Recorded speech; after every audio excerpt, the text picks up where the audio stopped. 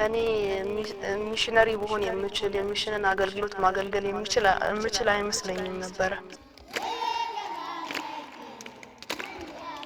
ትላልቅ ሰዎች የሚያደርጉት ወንጌላውያን የሚያደርጉት ወይ ደግሞ ሌሎች ነጮች መጥተው ሊያደርጉት የሚችሉት አገልግሎት አድርጌ ነበር የማስበው።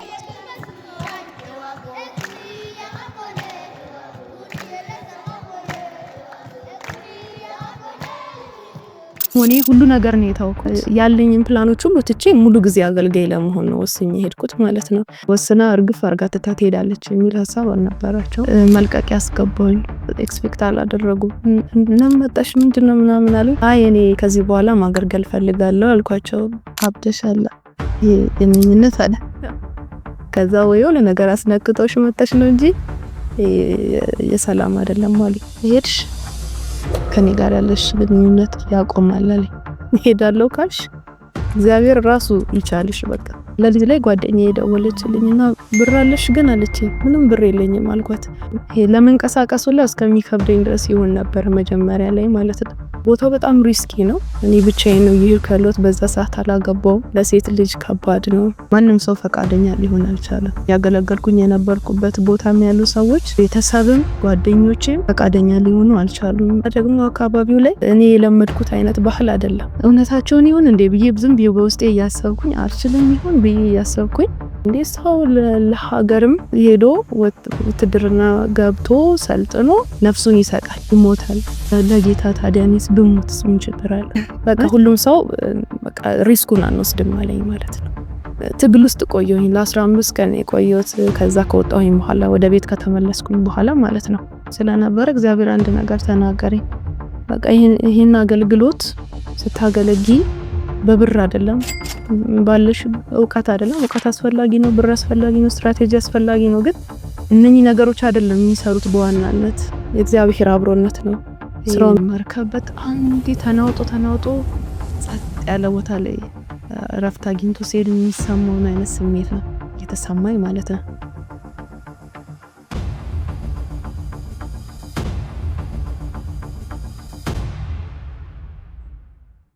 ስሜ ጵኒኤል ጸጋዬ ይባላለሁኝ። የመጣሁት ከዳሰነች አካባቢ ነው። እዛ ነው በሚሽን አገልግሎት የማገለግለው። ባለትዳር ነኝ። በቅርቡ ነው ያገባሁት። እሺ ያደኩት ሐዋሳ ነው። ቤተሰቦቼ እዛ ነው ያሉት። ያደኩት በቸርች ነው። ያ ቤተሰቦቼ አማኞች ስለነበሩ ቸርች ውስጥ ነው ያደኩት። ግን የምርም ደግሞ ጌታን ያወቅኩት ፐርሰናሊ 9ኛ ክፍል እያለሁኝ ነው። አንድ የፓስተራችን ባለቤት ነበረችና እሷ ናት ወደ ቸርች የጋበዘችኝ። ብዙም አልሄድም ነበር። ከዛ በኋላ ደህንነት አስተማረችኝ። የአገልግሎት ትምህርትም እንደዚህ ተማርኩኝ። ከዛም በኋላ የምርም ትክክለኛ ክርስቲያን ሆኜ ደግሞ ቀጠልኩኝ ማለት ነው። አሁን ወዳለሁበት አገልግሎት የገባሁት ያው በፊትም አገለግል ነበር ቸርች ላይ፣ ኳየር ላይ፣ ወርሺፕ ምናምን የወንጌል ስርጭት ቲሞችም ላይ አገለግል ነበር። ግን ወደ ሚሽን አገልግሎት የገባሁት ግቢ ያለን መጨረሻ አመት ላይ አንድ ስልጠና ተሰጥቶን ነበር በፌሎሺፓችን ማለት ነው። ካይሮስ የሚባል ስልጠና እና ያ ስልጠና አጠቃላይ ስለ ሚሽን ነው የሚያወራው። ከዛም በኋላ አስተሳሰቤ ተቀየረ። ለሚሽን የነበረኝ አመለካከት ከዛ በፊት እኔ ሚሽነሪ ብሆን የምችል የሚሽንን አገልግሎት ማገልገል የምችል አይመስለኝም ነበር። ትላልቅ ሰዎች የሚያደርጉት ወንጌላውያን የሚያደርጉት ወይ ደግሞ ሌሎች ነጮች መጥተው ሊያደርጉት የሚችሉት አገልግሎት አድርጌ ነበር የማስበው። ያንን ስልጠና ግን ከወሰድኩኝ በኋላ እንደምችል ገባኝ። እኔ መሄድ እችላለሁ የሚለው ማለት ነው። ከዛም በኋላ ቶሎ አልወሰንኩኝም። በርግጥ 1 አመት ጊዜ ወስዶብኛል ለመወሰን ማለት ነው። ሰራ ነበር፣ አስተማሪ ነበርኩኝ። ኤሌመንተሪ ላይ አስተምር ነበር አንድ የግል ትምህርት ቤት ላይ እና ያ አመት ሲያልቅ እጸልይ ነበር። እኔም ጓደኞቼም አንድ ላይ ነበር የምንኖረው። እንጸልይ ነበር በጣም ስለሚሽን ሚሽንን የሚያገለግሉ ሰዎችንም እንረዳ ነበር በገንዘብ ማለት ነው። ከዛ በኋላ ማለት ነው ከስልጣናው በኋላ ውስጣችን ተነክቶ ነበር። ከዛ በኋላ እግዚአብሔር ከዘፍጥረት ጀምሮ እስከ ራእይ ያለውን ነገር ዝም ብዬ እንዳሰላስል አደረገኝ በውስጤ ማለት ነው። እና አስበዋለሁ ሰው እንዴት እንደወደቀ ማለት በቃ ዝም ብዬ በጸሎት ውስጥ ሆኜ ነው ማስበው ይሄንን ማለት ነው። የሰው ልጅ እንዴት እንደወደቀ ከዛ በኋላ እግዚአብሔር እንዴት እንደበተናቸው በባቢሎን ጊዜ በብዙ ቋንቋ ደበላልቆ እንዴት እንደበተናቸው እዛ ካይሮስ ስልጣና ላይ ደግሞ እግዚአብሔር የበተነበትንም ምክንያት ተምረን ነበርና ሰው በአንድ ልብ በአንድ ቋንቋ ሲሆን ለመጥፋት በጣም ቅርብ ነበረ። በአንድ ልብ ሆኖ ከእግዚአብሔር ተቃራኒ ሆኖ ቆሞ ነበረ ሰዎች ማለት ነው በዛን ጊዜ። ስለዚህ ከዛ በኋላ የሰው ልጅን ለመጠበቅ ነው የበተናቸው ማለት ነው። ስለዚህ አንዱ ቢበላሽ አንዱ ህዝብ ግን ተጠብቆ ይቆያል። ቶሎ ሁሉም የመበላሸት እድላቸው ጠባብ ይሆናል ማለት ነው። በዛ ምክንያት ነበረ። ከዛ በኋላ ግን እንደገና ደግሞ ኢየሱስ ክርስቶስ በሰራው ስራ ወደ አንድነት ደግሞ እንደገና መጣቸው። አንድ ህዝብ ደግሞ እንዲሆኑ አንድ ወገን ደግሞ እንዲሆኑ ከነገድ ከቋንቋ ከዘር ሁሉ እንደገና ዋሽቶ ማለት ነው ወደ አንድ ወገን እንደገና መጣቸው እና እሱን አሰብኩኝ። ፋይናሊ ደግሞ የራእይ ኢሜጅ አለ እግዚአብሔር የሰጠን የመጨረሻው ምስል መጽሐፍ ቅዱስ ራእይ ላይ ሲናገር ከነገድ ከቋንቋ ከዘር ሁሉ ይላል እና ሁሉ የምትለው አካል ያው ባይብል እንግዲህ ዝም ብሎ እግዚአብሔር አጋኖ አይናገርም አይደለ? ሁሉ ካለ ሁሉ ነው። ስለዚህ ከያንዳንዱ ነገር ከያንዳንዱ ቋንቋ ያኔ የተበተኑት ባቢሎን ላይ የተበተኑት ህዝቦች ያንዳንዳቸው ህዝቦች ለእግዚአብሔር መንግስት ይዋጃሉ እንደገና ማለት ነው። ስለዚህ ይሄ የመጨረሻው ስዕል ነው እግዚአብሔር ያየው ያስቀመጠውና ለዛ ደግሞ ላስቀመጠው አላማ ይሄ ትልቅ አምላክ እንግዲህ ሰማይና ምድርን የፈጠረ አምላክ ምንያው ነገር ሁሉ የሰራ ዩኒቨርስን የፈጠረ አምላክ ልጁን ሰጥቷል። አምላክ ሰው ሆኖ መጥቶ ለዚህ ፐርፐዝ ማለት ነው ለዚህ አላማ ራሱን አዋርዶ ስራውን ሰርቶ ሞቶ በመስቀል ላይ ተመልሶ ሄዷልና አሁን ምንድነው ታዲያ የቀረው? እግዚአብሔር እንግዲህ ቢዝነሱ ይሄ ነው፣ ኢየሱስ ስራ ይሄ ነው። የበተነው የተበተነው ህዝብ እንደገና በኢየሱስ ክርስቶስ ተጠቅልሎ ደግሞ ለሱ መንግስት እንዲሆኑ ማድረግ ነው ትልቁ ስራው ማለት ነው። ይሄ ሰማይና ምድርን የፈጠረ ትልቅ አምላክ ትልቁ አጀንዳው ይሄ ነው። እና ምንድነው የቀረው ነገር የሚለው ማሰብ ጀመርኩኝ ይሄንን ካሰላሰልኩኝ በኋላ ማለት ነው። እንግዲህ የቀረው ነገር ምንድነው? ሂዱ ነው የተባለው። ሂዱና ንገሯቸው ከኛም የሚጠበቀው ነገር ማለት ነው። ሄዳችሁ ስራው ተሰርቷል። ሰው የሚድንበት ስራ ተሰርቷል። ፋይናሊ እግዚአብሔር ከሁሉም ቋንቋ ከሁሉም ነገድ የሚድን ሰው ይፈልጋል። ይሄ ነው ስራው።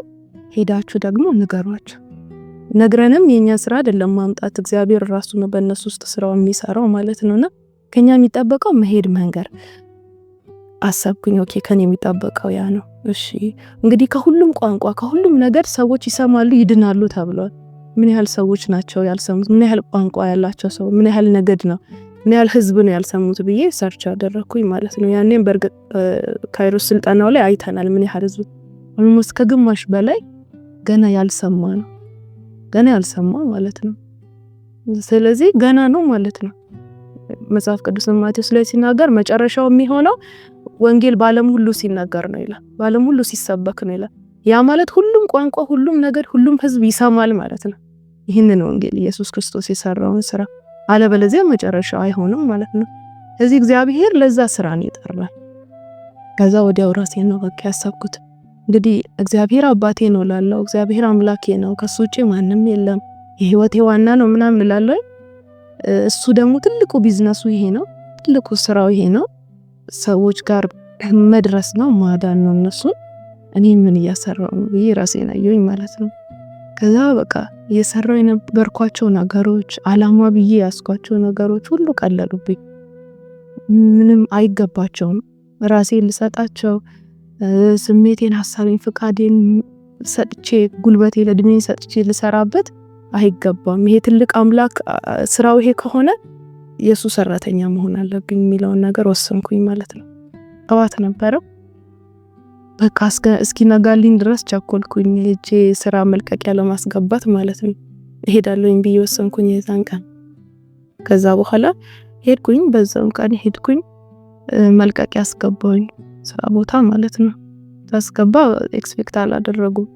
ገና ተመርቄ ያው እንግዲህ ስራ ማግኘት ማለት ወዲያው ስራ ማግኘት በጣም ያው ደስ የሚል ቤተሰብም ሲሰማ በጣም ደስ ብሎት ነበረ እየሰራው ስለነበረ ማለት ነው። እዛ ታደርገዋለች ብለው አላመኑኝም። ግን በቃ መልቀቂያ አስገባኝ፣ አልሰጡኝም መሸኛ ምናምን ነገር ማለት ነው ትመጣለች ብለው ስላሰቡ። ከዛ በኋላ ወዲያው ሊልኩኝ የሚችሉ ሰዎችን ማናገር ጀመርኩኝ። እንዳጋጣሚ እዚህ ካይሮሱን ያሰለጠኑኝ ልጆች አንድ ቦታ እንደሚያውቁ ነገሩኝ፣ ሊያገናኙኝ እንደሚችሉ ማለት ነው። ከዛ በኋላ ነው በዛ አጋጣሚ ነው ማለት ነው ወደ አገልግሎቱ የገባሁት። እኔ በወሰንኩበት ጊዜ እንዳጋጣሚ ተማሪዎች ነበሩ፣ የዩኒቨርሲቲ ተማሪዎች ወደ ደቡብ ኦሞ አካባቢ ቪዥን ትሪፕ ይባላል የሚሄዱት ጉዞ ነበራቸውና እዛ ሄደው ምንድነው የሚያደርጉት አካባቢውን አይተው ህዝቡን አይተው ምን ላደርግ እችላለሁ ለነሱ ከሚሽን አንፃር ማለት ነው ምን ልሰራ እችላለሁ የሚለውን ነገር እንዲያስቡ እንደዚህ አይነት ጊዜ ይወስዳሉ ማለት ነው። ሄደው እና 2 ወር ነበረ ይመስለኛል ካልተሳሳትኩኝ እና ከነሱ ጋር መሄድ እንደምችል ነገሩ እና ደግሞ ሴት አስተማሪ የልጆች አስተማሪ እንደሚፈልጉ እዛ አካባቢ ነገሩኝ ማለት ነው። ደስ አለኝ፣ ይሄ በጣም ደስ አለኝ። ሄዳለሁ አልኳቸው፣ እነሱም ተቀበሉኝ። ከዛ በኋላ ያው እንግዲህ አዲስ አበባ ነበር የነበርኩት፣ ቤተሰቦች ሐዋሳ ስለነበሩ ሳምንት ምናምንም አልቆየሁኝም። በቃ እኔን ሰብስቤ ወደ ቤት ሄድኩኝ ማለት ነው። አልነገርኳቸውም እንደሚሄድ እና ትልቅ ሻንጣ ይዤ ምናምን ነገር ሴት ደነገጡ። ምንም መጣሽ ምንድነው ምናምን አሉኝ። አይ እኔ ከዚህ በኋላ ማገልገል ፈልጋለሁ አልኳቸው፣ ቀለል አድርጌ ማለት ነውና አላመኑኝም። ብዙም ያው እንደዚህ ተወሰናለሽ በአንድ ጊዜ ብሎ አላሰቡም። ምክንያቱም ብዙ ነገር አስብ ነበር እኔ ለመስራት፣ በተለይ ቢዝነስ ስራዎችን በጣም መስራት ፈልግ ነበርና ፕላኖችን ስለሚያውቁ ወስና እርግፍ አርጋ ትሄዳለች የሚል ሐሳብ አልነበራቸው። ከዛ በኋላ ቤት ከሄድኩኝ በኋላ ጊዜው ደረሰ። እስቲ እናየዋለን ምናምን አሉኝ ቤተሰብ ማለት ነው የዛን ሰዓት። ከዛ ጊዜው ደረሰ። ጊዜው ሲደርስ እጄ ላይ ምንም ገንዘብ አልነበረም የሚሄድበት ማለት ነው እና እስከሚሄድባት ቀለዲት ድረስ ምንም ገንዘብ አልነበረኝም፣ ግን እንደሚሄድ እርግጠኛ ነበርኩኝ እና ትንሽ ቦርሳን ያስኩት ተመልሼ እመጣለሁ ነው ያልኳቸው ቤት ማለት ነው። 1 ወር ያው ያ ትሪፑ ሲያልቅ ተመልሼ እመጣለሁ ከዛ እንወስናለን ያልኳቸው። ከዛ በኋላ ወደዚህ መጣሁ፣ አዲስ አበባ መጣሁኝ። ከዛ በቃ ለዚህ ላይ ጓደኛዬ ደወለችልኝና ብር አለሽ ግን አለችኝ። በጣም ደስተኛ ነበሩ ጓደኞቼ በመሄዴ ማለት ነው። ምንም ብር የለኝም አልኳት። ለምን አትናገሪኝ ማለችና 500 ብር ላከችልኝ ምናምን። ማውጣትም አልቻልኩኝም እሱም ብር። ከዛ በኋላ ለሊት ላይ ለካ ባስ ተዘጋጅቷል ምናምን በራይድ ወሰዱኝ። ምንም ብሩን ሳልነካው ደረስኩኝ እዛው ማለት ነው። ከነሱ ጋር ደረስኩኝ ምናምን ነገር ግን አላስጨነቀኝም። በቃ ብዙም ብር ስለሌለኝ ምናምን እንዴት ሆናለሁ የሚለው ነገር አላሰብኩም። በቃ ውስጤ ይቀጣጠላል ሐሳቡ፣ በቃ መሄድ አለብኝ የሚለው ነገር ነው ውስጤን ይዞኝ የነበረው ማለት ነው። እዛ ከሄድን በኋላ ቸርቾች ተቀበሉን፣ እዛ የነበሩ ቸርቾች ተቀበሉን። መጀመሪያም ተነጋግረው ስለነበረ ቀይ አፈር የሚባል ከተማ አለና እዛ ነው የቆየነው። እዛ ስንቆይ ከቸርቾችም ጋር ተዋወቅኩኝ፣ ሰዎች አገኘሁኝ እዛ ምናምን ልቆይበት የምችልበት መንገድ ተፈጠረ ማለት ነው። ሴት አገልጋይ ይፈልጉ ነበር፣ ልጆች ነበሩ እዛ የሚያድጉ ልጆች እንደዚህ የሚያገለግሉ ሰዎች ነበሩና አገልጋይ ይፈልጉ ነበር። እዛ ገባሁኝ ማለት ነው። ልጆቹ ተመለሱ፣ እዛው ቀረሁኝ ማለት ነው። ከዛ ግን ስወስን እዛ ለመቅረስ ስወስን ትልቁ ቻሌንጅ የነበረው ቤተሰብ ማሳመን ነበር። እንግዲህ ያው የሚታወቀው ነገር ምንድነው አሁን የክርስቲያን ፋሚሊ ጋር በቃ አማኝ በሙሉ የሚያስበው ሚሽን ሲባል ሄዶ ሰው የሚገደልበት፣ የሚሞትበት፣ የሚበላው የሚያጣበት፣ በቃ በረሃም የሚልበት ምናምን የሚለብሰው የሚያጣበት አይነት ነው የሰው አእምሮ ላይ ያለውና ሚሽን ይሄዳለው ሲባል እንዴ ለመሞት ነው የምትሄደው አይነት ነው የሚሰጠው ሰው ምላሽ ማለት ነው። እና እንደዛ ስለነበረ ደግሞ እኔ ሁሉ ነገር ነው የታወኩት። በቃ ያለኝን ፕላኖች ሁሉ ትቼ ሙሉ ጊዜ አገልጋይ ለመሆን ነው ወስኜ ሄድኩት ማለት ነው። ከቸርችም ጋር አልተነጋገርኩኝም፣ ዝም ብዬ ነው መጀመሪያ ሄድኩት። በቃ ፍላጎት ብቻ ስለነበረኝ ማለት ነው። ደብዳቤ አልያዝኩኝ። ማንም የላከኝ አካል የለም። ይሄን ያህል ብር እንሰጥሻለን እዛ ከቆየሻለኝ ቃል የገባልኝ ሰው ማንም አልነበረምና ይሄ ሪስኮች ስለነበሩት ቤተሰብ ፈቃደኛ ሊሆን አልቻለም ማለት ነው መጀመሪያ ላይ። ከዛ በኋላ ግን ያው ከቤት ወጥቼም ስለነበረ በራሴም ያው ተመርቄ ስራ ጀምሬ ምናምን ስለነበረ በጣም ሊጫኑኝ አልቻሉ። ግን በተቻለኝ መጠን እነሱን ለማሳመን ሞክሬ እዛው ቀረሁኝ ማለት ነው በመጀመሪያ። ከዛ በኋላ ደግሞ አካባቢው ላይ እኔ የለመድኩት አይነት ባህል አይደለም ያለው ማለት ነው። እኔ ያደኩበት አይነት ኖርበት የነበረበት አይነት ማህበረሰብ አይደለም። አዲስ ማህበረሰብ ነው። ትንሽ እንደውም ከተማው ላይ ያለው ነገር ጥሩ ነው፣ ይመሳሰላል የተወሰነም ማለት ነው። ግን ገጠሩ ላይ ያለው ነገር በጣም የተለያየ ነገር ነው። ካለባበስ፣ ካመጋገብ ሁኔታ አንፃር ማለት ነው። አመለካከት ለዓለሙ የሚሰጡት ራሱ አመለካከት የተለየ ነው እና ምንድነው የአየር ሁኔታው በጣም የተለያየ። እኔ ስሄድ ከዚህ ነበር ሄድኩትና አዲስ አበባ ነበር ሄድኩት። በጣም ቀዝቃዛ ነበረ ወቅቱ፣ ክረምት ነበረ በምንሄድበት ሰዓት። እዛ ግን በቃ የሚገርም በጋ ቢመስል ጊዜ ነበረ። በጣም ሞቃት ነው። ውሃው ይሞቃል፣ ሻወርም እየገባን የሚያልበን ይመስለኝ ሙቀቱ ማለት ነው። እና ይሞቅ ነበርና ይሄ ለመንቀሳቀስ ሁሉ እስከሚከብደኝ ድረስ ይሆን ነበር መጀመሪያ ላይ ማለት ነው። ከዛ ደግሞ ምን እንደምሰራ አላውቅም ነበር። በቃ እኔ ዝም ብዬ በፍላጎት ነው የሄድኩት። ውስጤን የሞላኝ ፓሽን ነው ይዞኝ የሄደው እንጂ እዛ ሆኜ ይሄንን ሰራለው፣ እንደዚህ አደርጋለሁ፣ ከእንትን ቸርች ጋር ሰራለው፣ ይሄ ነው ፕላኔ ብዬ አላሰብኩበትም ማለት ነው። ምንም አይነት ስትራቴጂ የለኝም፣ እቅድ የለኝም። በቃ ፍላጎት ነው እዛ ሄድኩት የነበረው ማለት ነውና ግን እግዚአብሔር በዛ ውስጥ እኔ እያገለገልኩኝ ሳይሆን እግዚአብሔር እኔን እየሰራኝ ነበር በጣም ለብዙ ጊዜያቶች ማለት ነው እዛ በነበረኝ ቆይታ። ከዛ በኋላ እዛ የተቀበሉኝ ቦታ ላይ ልጆችን አስተምርበት በነበረበት ቦታ ላይ ወደ 1 አመት የሚጠጋ ጊዜ ቆየሁኝ።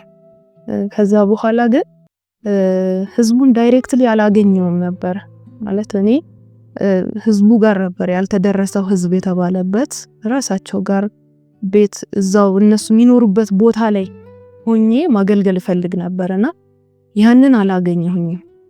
ልጆች ነበር ማገለግለው። በርግጥ እሱም የወንጌል አገልግሎት ነው፣ ግን የኔ ልብ ግን ከዛ በላይ ይፈልግ ነበር ማለት ነው። ከዛ በኋላ ቦታ ለመቀየር አሰብኩኝ ማለት ነው። ከቀያፈር አካባቢ ወጥቼ ወደ ሌላ ቦታ ለመሄድ አሰብኩኝ። ትልቁ ተግዳሮት የገጠመኝ እዛ ጋር ነው። ማንም ሰው ፈቃደኛ ሊሆን አልቻለም። እዛም ያገለገልኩኝ የነበርኩበት ቦታም ያሉ ሰዎች ቤተሰብም ጓደኞቼም ፈቃደኛ ሊሆኑ አልቻሉም። ምክንያቱም ደግሞ ቦታው በጣም ሪስኪ ነው፣ ለሴት ልጅ ከባድ ነው። እኔ ብቻዬን ነው ይሄር ካለሁት። በዛ ሰዓት አላገባውም። በጣም የማላቀው ቦታ ነው። ቋንቋውን አላቅም፣ ህዝቡን አላቅም፣ አመጋገባቸውን አላቅም፣ አመለካከታቸውን አላቅም። የወሰድኳቸው ደግሞ ስልጣናዎች የሉም። ይሄ በጣም ለሚሽን ከካይሮስ ውጪ እና ለአንድ ወር ያህል የሆነ ስልጣና ወስጃለሁ። ግን ለአንድ ወር ማለት የእሁድ ይሄድኩኝ ማለት ነው ለቀናት እንጂ ይሄ ለሚሽን አገልግሎት ተብሎ ቁጭ ብዬ ሰለጠንኩት ስልጣና የለም። አላውቅም ማገለግለውንም እንዴት ማገልገል እንዳለብኝም ማለት ነው በዛን ሰዓት። ስለዚህ እነኚህ ነገሮች ሁሉ ሲደማመሩ እኔ መሄድ እንደማልችል ነው ሁሉም ሰው የነገረኝ ማለት ነው። ስለዚህ በጣም ተፈተንኩኝ። በቃ ቤተሰብም እዛም ትገቢ ከሆነ እኛ ኃላፊነቱን አንወስድም፣ ካንቺ ጎን አይደለንም። ሰራበትም የነበረበት ቦታ እንደዛው፣ ጓደኞቼም እንደዛው አሉኝ ማለት ነው። እኔ ግን በቃ ውስጤ በጣም ይነሳሳ ነበር፣ ለመሄድ ፈልግ ነበርና እንደውም ጊዜው ብዙ ወጣቶች ወደ ውጊያ እየተመረጡ ለውትድርና የሚሉበት ጊዜ ነበርና እውነታቸውን ይሁን እንዴ ብዬ ዝም ብዬ በውስጤ እያሰብኩኝ አልችልም ይሁን ብዬ እያሰብኩኝ ያሳብ መጣልኝ። እንዴ ሰው ለሀገር ሄዶ ውትድርና ገብቶ ሰልጥኖ ነፍሱን ይሰጣል፣ ይሞታል። ለጌታ ታዲያኔስ ብሞትስ ምን ችግር አለ? ማለት ይሞቱ ነበር ደግሞ በጣም ብዙ ወጣቶች በውትድርና እየሄዱ በዛን ሰዓትና እኔ ለጌታ ብዬ ሄጄ ብሞት እኮ እንደውም አክሊል አግኝቻለሁ። ምንም ለሀገር ክብር ነው እነሱን የሞቱት። እኔ ግን ለጌታ ብሞት እግዚአብሔር ይሸልመኛል፣ እግዚአብሔር ዋጋ ይሰጠኛል ብዬ አሰብኩኝ ማለት ነው። ይሄንን ነገርኳቸው። በጣም ተናደዱብኝ። እንደዚህ አይነት ነገር እንዴት ታስቢያለሽ ነው ነገር አለ። እዛ በብዙ ትግል ለመሄድ ሞከርኩኝ አልሰማቸውም ብዬ ማለት ነው። ግን በቃ ሁሉም ሰው በቃ ሪስኩን አንወስድም አለኝ ማለት ነው። ሪስኩን አንወስድም ሲሉኝ እኔ ደግሞ ሀገሩን አላውቅም፣ ቸርች አላከችኝም፣ እየሰራውበት የነበረውን ቦታ ያንን ሪስክ ለማይወስዱ ነገሩኝ። ስለዚህ ወደ ቤት ተመለስኩኝ ማለት ነው። መሄድ አልቻልኩኝም፣ ሊያስገቡኝ አልቻሉ። ማንም ሰው ይዞኝ ሊሄድ አልቻለም። ከዛ ወደ ቤት ተመለስኩኝ ምናምን በጣም ተስፋ ቆረጥኩኝ። በቃ ጌታ ሆይ ለዚህ ነው እንዴ ጠራኸኝ? እኔ እንደማልችል ካወክ ለምን ጠራኸኝ? በቃ ምንም ማድረግ ካልቻልኩኝ አንዳንድ ጊዜ ምንም ነገር ማድረግ ባልችል ራሱ ዝም ብዬ ሄጄ ሰዎቹ ጋር ቁጭ እላለሁ። በቃ ቋንቋቸውንም ባልችል ምንም ባልሀደርግ ዝም ብዬ ስራ ሲሰሩ ዝም ብዬ ቁጭ ብዬ መግባባት ከቻልኩኝ የሆነ ነገር እላቸዋለሁ ብዬ አስባለሁ። ግን እንደዛ ደግሞ ላይሰራ ይችላል ብዬ አስባለሁ ምናምን በቃ እንደዛ ያልኩኝ ትግል ውስጥ ቆየሁኝ ለ15 ቀን የቆየሁት። ከዛ ከወጣሁኝ በኋላ ወደ ቤት ከተመለስኩኝ በኋላ ማለት ነው። ከዛ በቃ ጸሎትም አይነት ለቅሶም አይነት በቃ በጌታ ፊት የጌታ ሆይ ለምን ጠራኸኝ? ማታስጨርሰኝ ነገር ለምን አስጀመርከኝ? ማልችል ከሆነ ምናምን በቃ እየተከራከርኩኝ ከእግዚአብሔር ጋር 15 ቀን ከቆየሁኝ በኋላ ፋሚሊም ተጨነቀ። በቃ ምንድነው ሆነ የመጣችው ነገር የሚለው ነገር አስጨነቃቸው ማለት ነው። ከዛ ፋይናሊ አንድ ነገር ወሰንኩኝ። በቃ እግዚአብሔር አንድ ነገር ለውስጤ ተናገረኝ። ብር የለኝም ብዬ አስብ ነበር እዛ ለመሄድ። አሁን ማን ይረዳኛል? አሁን እዛ የመጀመሪያ የሄድኩበት ቦታ ላይ ሳገለግል ይደግፉኝ ነበር፣ በገንዘብ ይደግፉኝ ነበር ሰዎች ከጎን ያሉ ምናምን። አሁን ማንም የለም፣ ብር የለኝም፣ ማንም ይደግፈኝ ሰው የለም። ምንም አይነት መንገድ የለኝም ልገባበት የምችልበት ማለት ነው። ለብቻ ሄጄ ዝም ብዬ መግባት አልችልም። ስለዚህ ያንን ሁሉ እያሰብኩኝ ስለነበረ እግዚአብሔር አንድ ነገር ተናገረኝ። በቃ ይሄን አገልግሎት ስታገለጊ በብር አይደለም፣ ባለሽ እውቀት አይደለም። እውቀት አስፈላጊ ነው፣ ብር አስፈላጊ ነው፣ ስትራቴጂ አስፈላጊ ነው። ግን እነኚህ ነገሮች አይደለም የሚሰሩት። በዋናነት የእግዚአብሔር አብሮነት ነው ስራው የሚሰራው ማለት ነው። ያንን እንደሆነ አስረዳኝ። አንድ ነገር አለኝ። ሰማይ ሲፈጠር ምድር ሲሰራ እነኚህ ፍጥረታት በብር ነው የሰራውት አለኝ። በቃ አሰብኩኝ። በቃ እንዴ እግዚአብሔር ይህንን ሁሉ ፍጥረታትን ዝም ብሎ በቃሉ መስራት ከቻለ እኔ የምሰራው ስራ ለምንድነው ብር የሚያስፈልገው? ማለት ብር የሚሰራው አይደለም፣ እግዚአብሔር ቃል ሊሰራው ይችላል። እግዚአብሔር ኃይል ሊሰራው ይችላል፣ ያመጣዋል እግዚአብሔር ራሱ በራሱ መንገድና ያንን ኃይል እንደሆነ ማመን ያለብኝ ገባኝ። ያለኝን ነገር በዚህ መንገድ ነው በዚህ ምናምን ስለሆነ አሳካዋለሁ ማለት ሳይሆን የእግዚአብሔር ኃይል ከኔ ጋር ካለ እንደኔ አቅም ሳይሆን እንደ እግዚአብሔር አቅም እግዚአብሔር ይሰራዋል የሚለውን ነገር አመንኩኝ። ውስጤ በጣም ተነሳሳ የዛን ሰዓት ማለት ነው። እንደገና ወሰንኩኝ ለመሄድ ማለት ነው። እና እንደ አጋጣሚ ቦዲ አካባቢ ቦዲ የሚባል እዛው ደቡብም ውስጥ ነው ቦዲ የሚባል አካባቢ ነው የሄድኩት ማለት ነውና እዛ የሚያገለግሉ ነበሩ ቀድመው የሄዱ ወጣቶችና ስለኔ ሰምተው ነበር እንደወጣሁኝ ምናምን ነገር ስደውልላቸው በጣም ደስተኛ ሆነው ነው ያሉኝ። እና ከኛ ጋር ታገለግያለሽ አሉኝ። በጣም ደስ አለኝ። ከዛ በኋላ ለቤተሰብ ነገርኩኝ። እሄዳለሁኝ ልሄድ ነው አልኳቸው። ከዛ አብደሻል የነኝነት አለ። ከዛ ወይው ለነገር አስነክተውሽ መጣሽ ነው እንጂ የሰላም አይደለም ማለት። ከዛ በቃ ፋይናሊ ያው ቤተሰብ ለራሴ ጥቅም ነው ያንን የሚሉት እንዳልጎዳባቸው እንደማንኛውም ቤተሰብ ማለት ነው። እዚህ ብር ስጡኝ አልኳቸው። አይ በቃ እኛ እዚህ ላይ እንትን አንልበት፣ እጃችንን አንከት፣ ሄዳለሁ ካልሽ እግዚአብሔር ራሱ ይቻልሽ በቃ አሉኝ ማለት ነው። ምንም ብር የለኝም ለመመለስ ማለት ነው። ከዛ በቃ በጣም ብዙ አሰብኩ፣ ስላልሰራ አሰብኩኝ፣ ምን አሰብኩኝ፣ ምንም አማራጭ አልታየኝም። ፋይናሊ ሳስብ ስልክ አለኝ እጄ ላይ ታች ስልክ ነበረ። ለምን እሷን ሽጫት አልሄድም እያሰብኩኝ ተነሳሁኝ። እዛችኑ ቀን ፈላለኩኝ የሚገዛኝ ሰው ምናምን ስልኬን ሸጥኳት፣ በተን ስልክ ገዛሁኝ።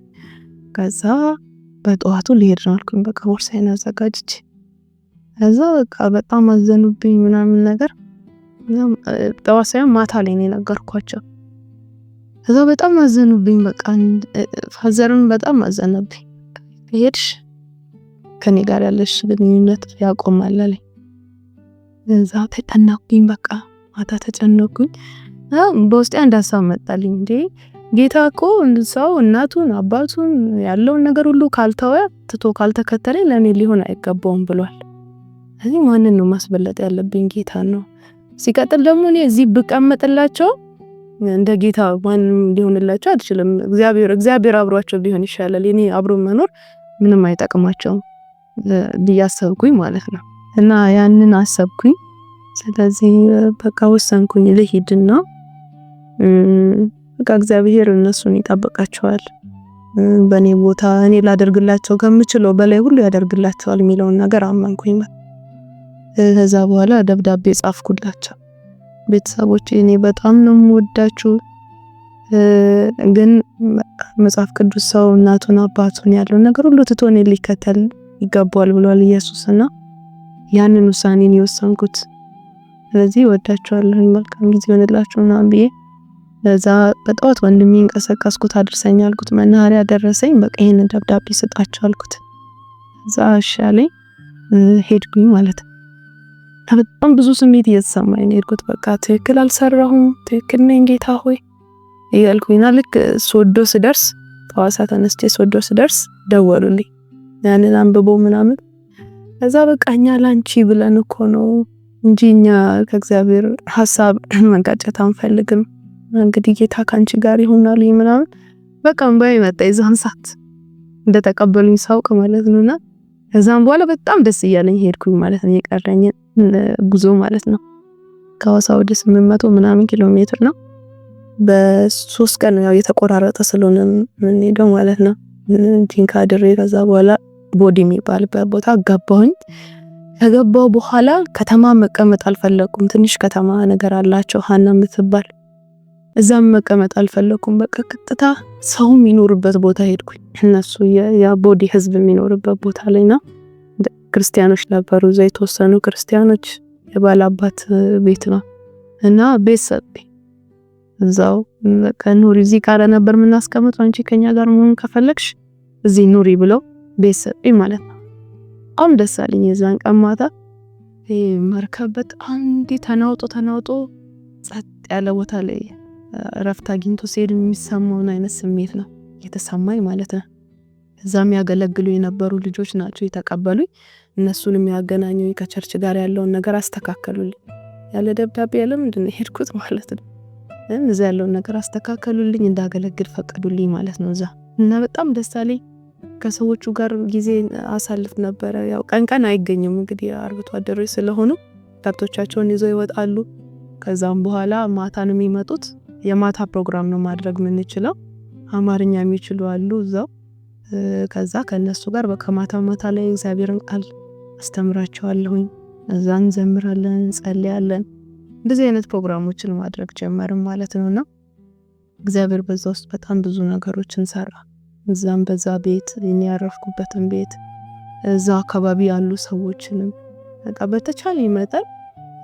እኔ በጣም ይሄ የዞርኩኝና እንትን ማድረግ አልችልም። ብዙም ከሰው ጋርም እንዲ ቶሎ ለመግባባትም ይከብደኛል። ቋንቋ ምናምን ደግሞ ቋንቋቸውንም አልችልም።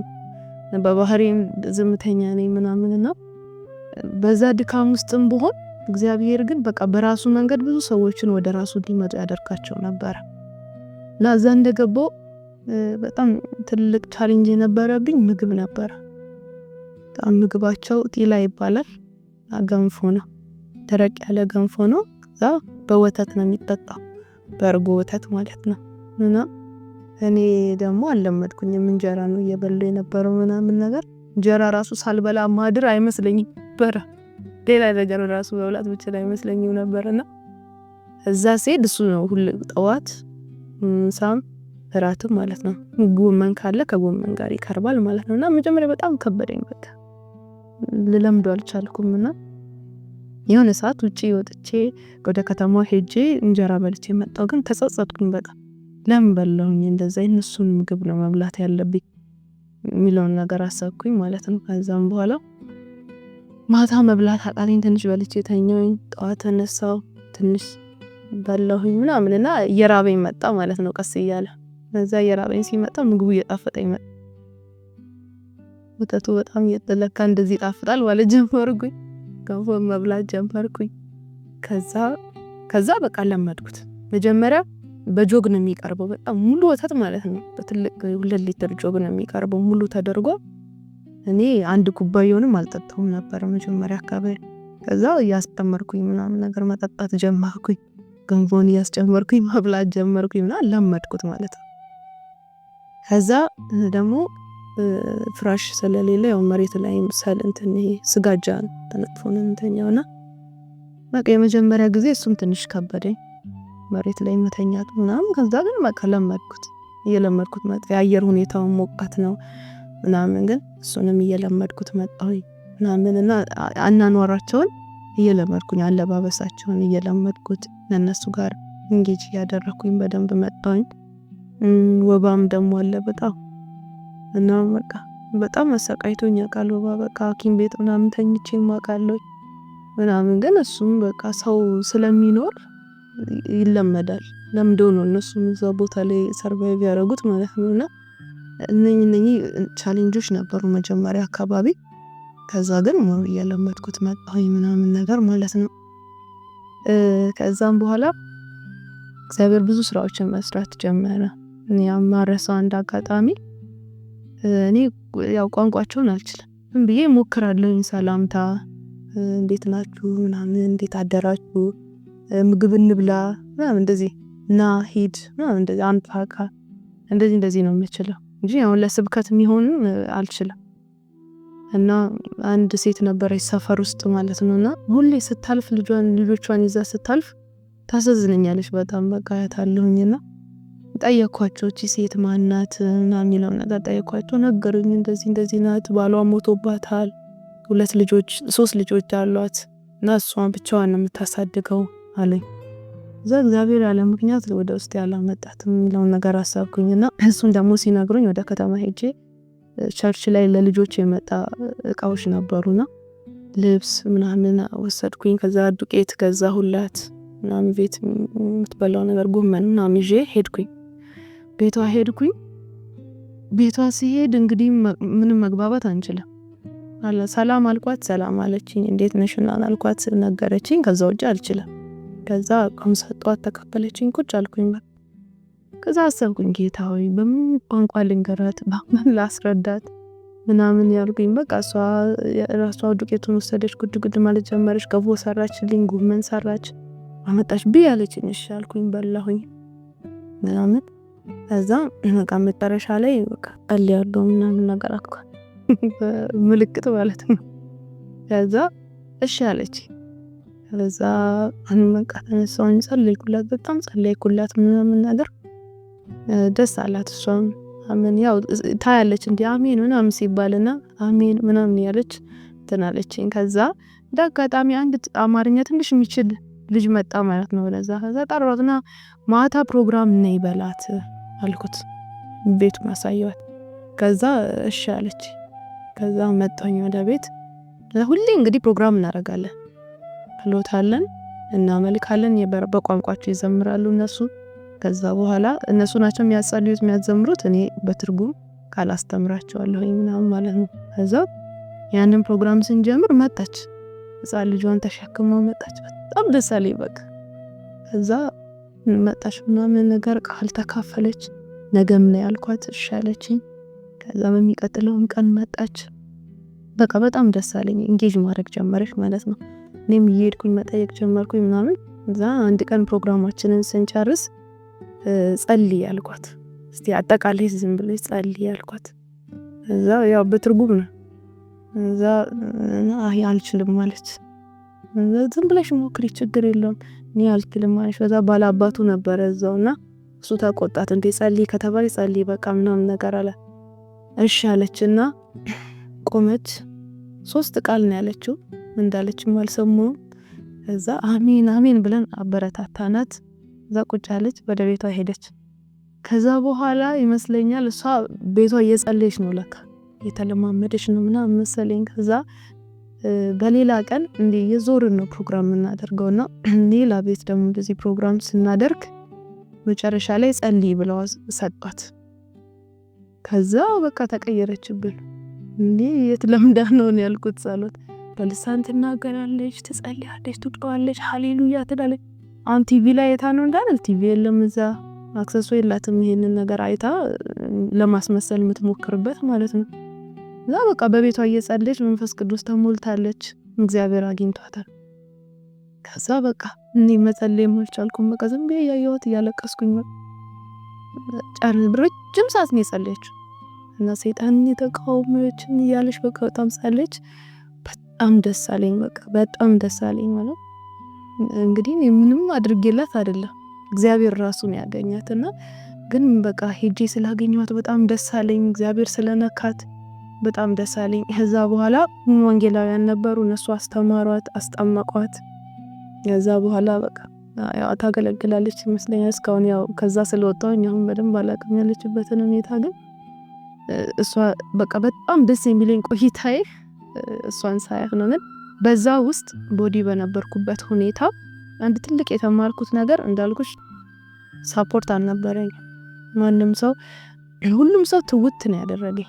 እግዚአብሔርም ሆነ ብሎ ነው እዛ ያስገባኝ ማለት ነው በዚህ እንትን ውስጥ። እና ትምህርት መማር ነበረ፣ የርቀት ቴዎሎጂ ማር ነበረ። እስቲ ያው አልተማርሽም ምን ታስተምሪያለሽ ብሎኝ ስለነበረ እንዴ እስቲ ልማረው ብዬ ወጣት ነው እንደዛ ብዬ በእልህ ጀምሬ ነበረ ትምህርትና እሱን መማር ነበረ። ጂንካ መመላለስ ነበረብኝ። መንዝል የሚሰጠኝ ምንም ገንዘብ የለም እና ጓደኞቼ ምናምን የሆነ ሰዓት ይደውሉልኛል፣ ብር ይልኩልኛል እና እንደዛ ነው የምኖረው የነበረው። ስለ ምግብ አልጨነቅም፣ ስለ ቤት አልጨነቅም። ከነሱ ጋር ነው የምኖረው፣ ከነሱ ጋር ነው የምበላው፣ ከነሱ ጋር ነው ጊዜ ማሳለፈው። ለሆነ ነገር ነው ብር የሚያስፈልገኝ ማለት ነው፣ እንደዚህ ኤክስትራ ለሆነ ነገር። ስለዚህ ብዙም ብር አልፈልግም ነበር እኔ። ግን አሁን እንደዚህ ሲሄድ ጂንካ ሲሄድ ምናምን ያስፈልገኝ ነበርና በቃ ባዶ እጄን ነበርኩኝ እና እግዚአብሔር ያለው ነገር ትዝ አለኝ። በቃ እነኚህ ነገሮች ሳይ ማለት ነው ሰዎች ጌታን መቀበል ጀመሩ። በእርግጥ እዛ አካባቢ ላይ ጌታን የመቀበል ችግር የለባቸው፣ እንጃቸው ቶሎ ነው የሚያነሱት፣ ይቀበላሉ። የመጽናት ችግር ነው ያለባቸው፣ ቁጭ ብሎ የሚያስተምራቸው ሰው ስለሌለ ማለት ነው። እዚህ ግን ያው ሰዎች ይመጡ ነበረ፣ ይማሩ ነበረ ምናምን ነገር ማለት ነው።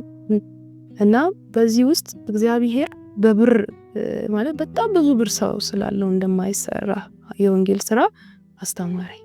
በባዶ ምንም ነገር ባይኖርም የእግዚአብሔር ኃይል ነው የሚሰራው የወንጌልን ስራ ማለት ነው። እዛ አካባቢ ላይ በጣም በብዙ ሚሊዮን ብሮች ነው የሚፈሰው። እርዳታዎች ይመጣሉ። መንግስት በጣም ብዙ ብር ነው በእርዳታ ሰበብ የሚመጣው ምናምንና ብዙ ብር ይፈሳል። ኢቭን በሚሽን ስራ ራሱ በጣም ብዙ ገንዘብ ይወጣል። ግን ገንዘቡ ምንም ለውጥ አያመጣም ብቻውን ማለት ነው። በራሱ የሰውን ልብ የመቀየር አቅም የለውም። ጌታን የመግለጥ አቅም የለውም። ብር ሰተሽ ማንም ሰው ጌታ አይገለጥለት። እርዳታ ሰተሽ ማንም ሰው ጌታ አይበራለት። መርዳት ጥሩ እንደሆነ እንዳለ ማለት ነው፣ ጥሩ እንዳለ እና እግዚአብሔር ያንን አስተማሪ። እግዚአብሔር በኃይሉ ነው የሚሰራው። እግዚአብሔር ራሱ ነው የሰውን ልብ የሚቀይረው። ከኛ የሚያስፈልገው ደግሞ ያንን መግለጥ ነው፣ ያንን መናገር ነው፣ ያንን ማሳየት ነው። በኑሯችን ሊሆን ይችላል፣ በንግግር መንገድ አለው በቃ እግዚአብሔር ያንን የሚገልጥበት ማለት ነውና አንዳንድ ጊዜ አሁን ምንም ባዶ እጄን ሆኜ ዛሬ እንዴት ሆኜ አድሮ ይሆን ምናምን ምልበት ጊዜ ሁላ ነበር። ምን ብር ስላልነበረኝ ግን አንድ ቀን ሳልበላ አድሬ አላቅም። አንድም ቀን አልተቋረጠብኝም ትምህርቴ። በወር አንዴ ሄጄ የርቀት ስለነበረ መማርበት ማለት ነው። እና እግዚአብሔር ራሱ እንዴት ፕሮቫይድ እንደሚያደርግ እንዴት እንደሚሰጥ በዛ ውስጥ አስተማሪ። ምንም ነገር ሳይኖር እግዚአብሔር አለ፣ እግዚአብሔር ይሰጠኛል ብሎ ማመነ። ምክንያቱም ብዙ ነገሮችን ይዤ ነበር እኔ። ሰው ስላለ፣ ማቀው ሰው ስላለ፣ ብር ስላለ፣ ሚረዳኝ ሰው ስላለ፣ ቤተሰብ ስላለ እና የሚሉ ነገሮችን ይዤ ነበርና ባዶ እጄን አስቀረኝ ጌታ መጀመሪያ ማለት ነው። ሁሉንም ያስኳቸውን ነገሮች የተደገፍኩባቸው ነገሮች አስለቀቀኝ እና በቃ እሱን ብቻ መጠበቅ ጀመርኩኝ ማለት ነው። ያንን ህይወት መማር ጀመርኩኝ እና እዛ በነበረኝ ቆይታ ይሄንን እግዚአብሔር በጣም አስተማሪ። አሁን ብዙ አገለገልኩኝ ከምለው ነገር የለኝም እዛ ቦታ ላይ። ያው እንዳልኩሽ እጄ መንገር ነው ለነሱ። እዚህ ቸርች ላይ እንኳን አላገለግልም ማለት እዛ ያው ቃል ሰበኪ ምናምን ብለው አይሰጡኝም። አደርግ የነበረው ከነሱ ጋር መኖር ነው። ይሄንን ወንጌል መንገር ነው። የሚቀበሉ ሰዎች ካሉ ለቸርች መስጠት ነው። እናም በዛ አይነት ኑሮውን ነበር መኖረው አብሬያቸው ማለት ነው። ግን እግዚአብሔር ብዙ ነገር አሳይቷቸዋል በዛ ውስጥ ማለት ነውና እግዚአብሔር ግን እኔን ነበር ይሰራኝ የነበረው ከማገለግለው አገልግሎት በላይ በጣም አስተሳሰቤን ይሰራው ነበር። ለወንጌል ያለኝን እይታ እንዳልኩት በቃ ባዶዬን አስቀርቶኝ እግዚአብሔር እሱን ብቻ አምኜ መሄድ እንድችል እሱን ብቻ ይዤ ያለ ምንም ነገር እግዚአብሔር ኃይል ብቻ ሁሉንም ነገር እንደሚሰራ አምኜ መሄድ እንድችል እግዚአብሔር ያንን ያስተምረኝ ነበር። ከዛ በኋላ ከዛ አካባቢ ወጣሁኝ፣ ቀየርኩኝ። እንግዲህ እግዚአብሔር ያንን ነገር ካስተማረኝ በኋላ ማለት ነው ያንን ነገር በህይወቴ ላይ ከሰራ በኋላና እዛ ይሰሩ ያገለግሉ የነበሩ ልጆች አንድ ሜት ዳመጡ። ከዛ በኋላ አሁን አካባቢ በጣም በባህል ተጽዕኖ ስር ስለሆነ እነኝ ትላልቆቹን ሰዎች በወንጌል መለወጥ በጣም ከባድ ማለት በጣም ብዙ ሪፖርቶች ይጻፍበታል ያ አካባቢ። ምክንያቱም ሰው ቶሎ ጌታን ስለሚቀበል ችግር የለም ጌታን ተቀበሉ ስለ ደስተኛ ሆኖ ነው የሚቀበለው። ከዛ በኋላ የሉ ምክንያቱም በጣም ይዞራሉ ማለት እየተንቀሳቀሱ ነው የሚኖሩት።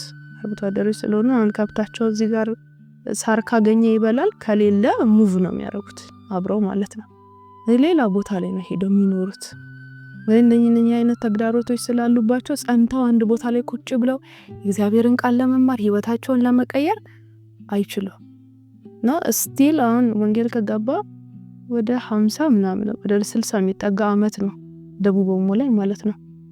ግን ያልተደረሱ የህዝብ ክፍሎች ተብሎ እስካሁን ይጸልይላቸዋል። አሁን ነዳሰነች ነጻማይ ኤርቦሬ ገና የሚጸል ሀመር ይጸልይላቸዋል ገና ማለት ነው። ወንጌል ወደዛ መሄድ አለበት ተብሎ ግን ከገባው ከ60 አመት አካባቢ ወደ 60 አመት አካባቢ የሆኑ ህዝብ ነው ማለት ነው። ስለዚህ አብረውኝ እየሰሩ የነበሩ ወጣቶች አሉና እነሱ አብረን ነው ያው እያገለገልን ያለ ነው እና ያንን ሐሳብ አነሱ። በቃ ይሄ ሌላ መፍትሄ ያስፈልገዋል፣ መጥቶ አንድ ጊዜ ብቻ ለነሱ ነግሮ መስክሮ ከመሄድ ውጪ ሌላ መንገድ መፈለግ አለብን የሚለውን ነገር ማውራት ጀመርን ማለት ነውና ፋይናሊ ምን አይነት ሐሳብ መጣ? ልጆች ማሳደግ። እዚህ ቦታ ላይ ብዙ ጊዜ ቆይተን ብንወጣ ምንም ለውጥ ላይ መጣ ይችላል። ተመሳሳይ ስራ እየሰራን ስለሆነ እግዚአብሔር በርግጥ ይሰራል፣ ግን ሜትድ ደግሞ መቀየር እንደ ሰው ደግሞ ማሰብ ጥሩ ነው፣ ማስተዋል ጥሩ ነው። ምንድነው ችግሩ? ለምንድን ያልተቀየሩት? ለምንድን ነው ወንጌል እንደሚገባው ያልሄደው የሚለውን ነገር ማሰብ ጥሩ ነው የሚለውን ነገር አሰብ። ከዛ በኋላ እንግዲህ ልጆችን መምረጥ ጀመርን ማለት ነው። ልጆችን ማምጣት ማሳደግ የሚለው ሐሳብ መጣና ያንን ጀመርን ማለት ነው። እና ልጆች ላይ በጣም ለውጥ አየን ከትላልቆቹ ሰዎች ይልቅ ማለት ነው። ቶሎ አእምሯቸውም ክፍት ነው፣ አዲስ ነገር ለመልመድ ክፍት ናቸው። ባህሉም እነሱ ላይ በጣም ተጽዕኖ አላደረገባቸውም ገና ልጆች ስለሆኑ። በርግጥ ብዙ ነገር ያውቃሉ፣ ግን እንደ ትላልቆቹ ሰዎች አይደለም፣ ማይለወጡ አይነት አልሆኑ። ስለዚህ በጣም ብዙ ለውጥ አየን። ሰብሰብ ብለን ነበር የነበርነው ወጣቶች የምናገለግለው። የምንበተንበት ጊዜ መጣ ማለት ነው። ሌሎች ቦታዎች ላይ ደግሞ በደቡብ ኦሞ እግዚአብሔር ራእዩን ከሰጠን በኋላ ሌሎች ቦታዎች ላይ ደግሞ እንድናገለግል ራሱ እግዚአብሔር መንገድን አዘጋጀ ማለት ነው። ከዛ በኋላ ሰማይ ላይ ሀመር ላይ ከዛ እኔ ወደ ዳሰነች ሄድኩኝ። ዳሰነች ላይ ከዛ ደግሞ ቦዲ ተጀመረበት ቦታ ላይ ይሄ አገልግሎት እንዲቀጥል ሆነ ማለት ነው። የልጆችን አገልግሎት ይዘን ሄድን ማለት ነው። በየቦታው ተበትነ ያንን አገልግሎት ጀመርን ማለት ነው። ቦዲ በነበረን ቆይታ እግዚአብሔር ሁለት ነገሮችን ነው በጣም ያስተማረኝ ማለት ነው። የመጀመሪያው ባዶዬን አስቀረኝ። መጀመሪያ ብቻዬን ማንንም ይሄ ተደገፍኳቸውን ነገሮች በዚህ ምክንያት እሰራለሁኝ ብዬ አስባቸው የነበሩ ነገሮች አስጣለኝ። ከዛም በኋላ ብቻዬን ካስቀረኝ በኋላ እኔ ብቻ ነኝ ኃይል ያለኝ የሚለውን ነገር አስተማረኝ። እሱን ብቻ ማመን ለሁሉም ነገር ማለት ነው። ገንዘብ ቢያስፈልገኝ ለሚያስፈልገኝ ነገር ሁሉ እግዚአብሔርን ማመን እንዳለብን የእግዚአብሔር ኃይል ደግሞ ስራውን እንደሚሰራ አስተማረኝ። ከዛ ቀጥሎ ይሄ ብዙ መባከን እንደሌለብኝ እግዚአብሔር አስተማረኝ። ገና እዛ ስመጣ በጣም በቃ ብዙ ነገሮች በመስራት ለውጥ ይመጣል ብዬ አስብ ነበርና ብዙ በመሮጥ ብዙ በማውራት ብዙ በማገልገል የሆነ ለውጥ ይመጣል ብዬ ነበር አስብ የነበረውና አንድ ቀን እዛ የሚያገለግል አንድ ወንድማችን ይሄንን ያካፈለን አብሮ የሚያገለግልና የማርያምና የማርታን ታሪክ አንስቶ ሁለቱም አገልጋዮች ናቸው። ኢየሱስን ያገለገሉት ነበር። ቤታቸው ሲመጣ ሁለቱም ኢየሱስን ነው የሚያገለግሉት። ማርታ ኢየሱስ ደስ እንዲለው ያው ምግብ ትሰራለታለች፣ ቡናውን ታፈላለታለች አይነት ማለት ነው። እሱን ደስ ያሰኛል ብላ የምታስበው ነገር ታደርግለታለች። ልታደርግ ጉድ ያለች ነው። ማርያም ደግሞ እሱን መስማት ነው ልታደርግ የወደደችው ማለት ነው። ሁለቱም የፍቅራቸው መግለጫ። ማርታ ማገልገል ነው የፈለገችው፣ መሯሯጥ ነው የፈለገችው። ማርያም ግን ከሱ ጋር ጊዜ ማሳለፍና እሱን መስማት ነው የፈለገችው ማለት ነውና ፋይናሊ ኢየሱስ ክርስቶስ የማርያም እንደሚበልጥ ነው የተናገረው ማለት ነው። እሱን ቁጭ ብሎ መስማት የምንወደው ከሆነ ልናገለግለው ከፈለግን እሱን መስማት ከሱ ጋር ጊዜ ማሳለፍ ነው ትልቁ ነገር ማለት ነው። ስለዚህ እንደውም ከቻልሽ ለማርታ የመለሰላት ነገር ከቻልሽ አንቺ ነይ አይነት ነው። መልካም ነገር ነው የመረጠችው። ከሷ አይወሰድም፣ አልወስደውም። እንደውም ከቻልሽ ነይ አይነት ምላሽ ነው የሰጣት ማለት ነውና ይህንን ስንከፋፈል በጣም ነው ውስጤ የተነካው። አሁንም እኔ አገልግሎት ሆኖ ራሱ እንደ ማርታ ሊሆን ይችላል እያገለገልኩ ነው ብዬ ማለት ነው። ጌታን ነው ማገለግለው ብዬ እሱን ሳልሰማ ከሱ ጋር ጊዜ ሳላሳልፍ መሮጥ ዝም ብሎ መሮጥ ላደርግ እችላለሁ። ግን በዛ ጊዜ ውስጥ እንግዲህ ያው ብዙም የመብራት አክሰስ ምናምን የለም፣ ስልክም እኔ በተንሽ ይዤ ሄድኩት ምናምንና ብዙም ከስልኬ ጋር ከምናምን ማሳልፈው ጊዜ የለም። በጣም ብዙ ትርፍ ጊዜዎች አሉኝና በዛ ጊዜ ከጌታ ጋር ጊዜ ማሳለፍ፣ እግዚአብሔርን መስማት፣ ከእግዚአብሔር ጋር ማውራት፣ ከእግዚአብሔር ጋር ጊዜ ማሳለፍ፣ ቃሉን መስማት ያ ትልቅ ስራ ይሰራል። በጣም ብዙ ጊዜ ከእግዚአብሔር ጋር ማሳለፍና ጥቂት ማገልገል፣ ብዙ አገልግሎት ጥቂት ከእግዚአብሔር ጋር ከማሳለፍ የበለጠ ስራ አለው። ብዙ ከመሮጥ የበለጠ ውጤት አለው እና እግዚአብሔር በጣም ያንን አስተማሪ ነኝ ሁለት ነገሮችን ማለት ነው በጣም አስተማሪና ያንን ትምህርት ከያዝኩኝ በኋላ ነው ወደ ዳሰነች ሄድኩት ማለት ነው። ወደ ዳሰነች ሲሄድ እንዳልኩት የጓደኞቼን ሐሳብ ይዤ ሄድኩት። እነሱ የጀመሩትን የልጆች አገልግሎት ነው እዛ መከተል ያለብን የሚለውን ጓደኛዬ ምጽም ነበረች። እሷ ሐመር ላይ ገባች፣ እኔ ዳሰነች ላይ ገባው ማለት ነው። እዛ ስገባ እግዚአብሔር መንገድ አዘጋጀልኝ። ከዛም በኋላ ደግሞ ቸርች ጠራችኝ ማለት ነው። ኦልሞስት 2 አመት ካገለገልኩኝ በኋላ ማለት ነው። ማለት 2 አመት ያው ቸርች ማታገም እንደማገለግል እንደዚህ በትክክል እኔ ነኝ ምረዳሽ እኔ ነኝ ላኩሽ ያለኝ አካል የለም ማለት። ከዛም በኋላ ግን እግዚአብሔር በዚህ ውስጥ አሳልፎ ካስተማረኝ በኋላ ቸርች አናገሩኝ ማለት ነው። የኛ ሚሽነሪ እንድትሆኝ እንፈልጋለን ያደኩበት ቸርች ማለት ነው አለኝ። በጣም ደስ አለኝ። ሲጠሩኝ ያልኳቸው ነገር ይሄ እግዚአብሔር ነው ያዘጋጀው፣ እናንተም አይደላችሁ ምንም አይደለሁኝም፣ ይሄ እግዚአብሔር ጊዜ ስለሆነ ነው እና እግዚአብሔር ነው ያዘጋጀው። ከዚህ በኋላ ከእናንተ ጋር ለማገልገል ፈቃደኛ ነኝ ያልኳቸው። ባገለገልኩበት ቸርች እንደ ሚሽነሪ ሆኜ ወደ ዳሰነች ገባሁኝ ማለት ነው። ለዛ ወደ ዳሰነች ስገባ ለ6 ወር ያክል ህዝቡ ጋር ነው የኖርኩት። ቀጥታ ህዝቡ ጋር ነው የገባሁት ገጠሩ ፓርት ላይ ማለት ነው። እና እዛም ቤት ሰጡት የምንኖርበት። ትንሽ ህዝቡ ለየት ይላል ከቦዲ የዳሰነች ህዝብ ማለት ነው።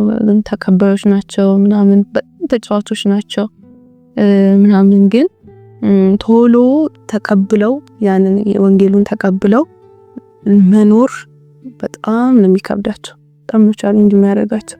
ያው እንደ ማንኛውም ያው እዛ አካባቢ እንዳሉት እንደ ደቡብ ኦሞ ህዝብ ማለት ነው በጣም ይከብዳቸዋል ለመቀበልና 6 ወር እዛ ስንቆይ እዛ ልጆችን ማሳደግ እንደማልችል ገባኝ በማህበረሰብ ውስጥ ማለት ነው። ምክንያቱም ዛሬ ያገኘሁት ልጅ ነገ የለም፣ ዛሬ አስተምሬው ነገ አይመጣ፣ ወይ ከቤተሰቡ ጋር ሄዷል ወይ እሱ ራሱ ሌላ አካባቢ ሄዷል። ስለዚህ ኮንቲኒየስሊ ማግኘት አንችልም።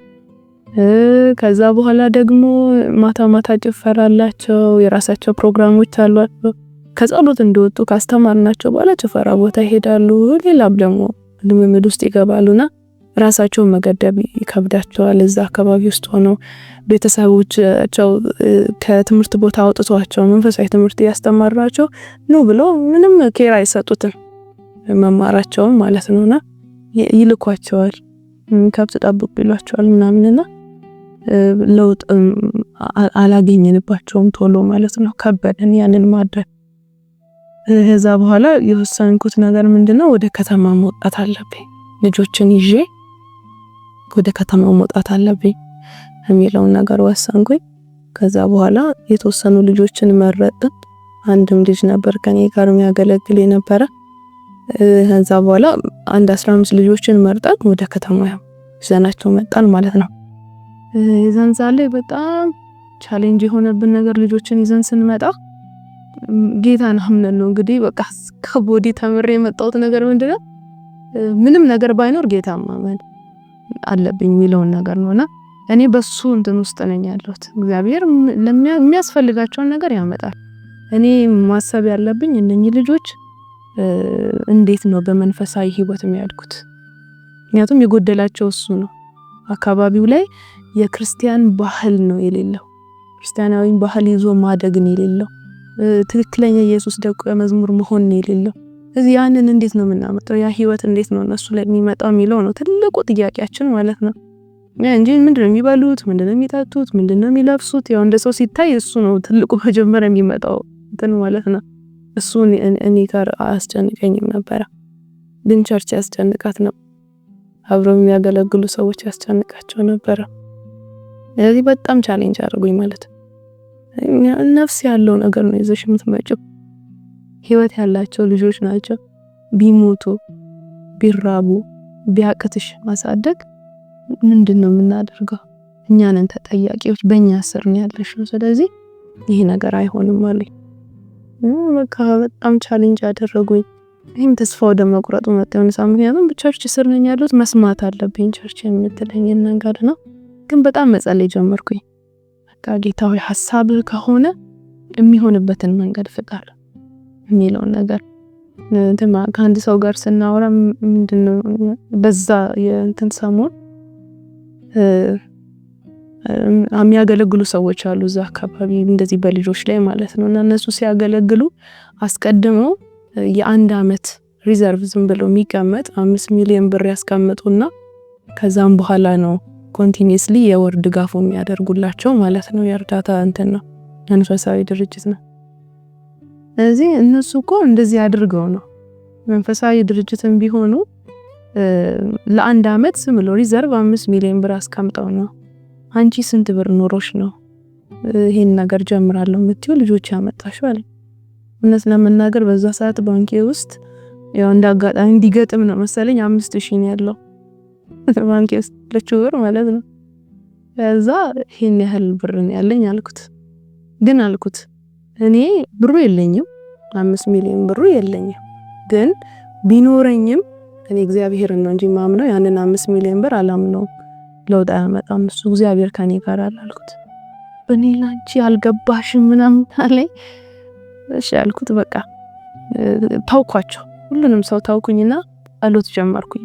እግዚአብሔር ሆይ የሚሆንበትን መንገድ አንተ አስተካክል የሚለውን በጣም መጸለይ ጀመርኩኝ። ፕሮፖዛሎችን አዘጋጀሁኝ ምናምንና እንዳጋጣሚ ከላይ ያሉት የቸርች እንትኖች ተቀበሉት ያንን ሐሳብ ማለት እና ይሄ በጣም ጥሩ ሐሳብ ነው፣ መደገፍ ያለበት ሐሳብ ነው እና አብረናት እንቆማለን የሚለውን ነገር እንትን አሉ ማለት ነው። ከዛ በኋላ ተፈቀደልኝ መስራት ጀመርኩኝ ማለት ነውና ልጆችን አመጣኋቸው።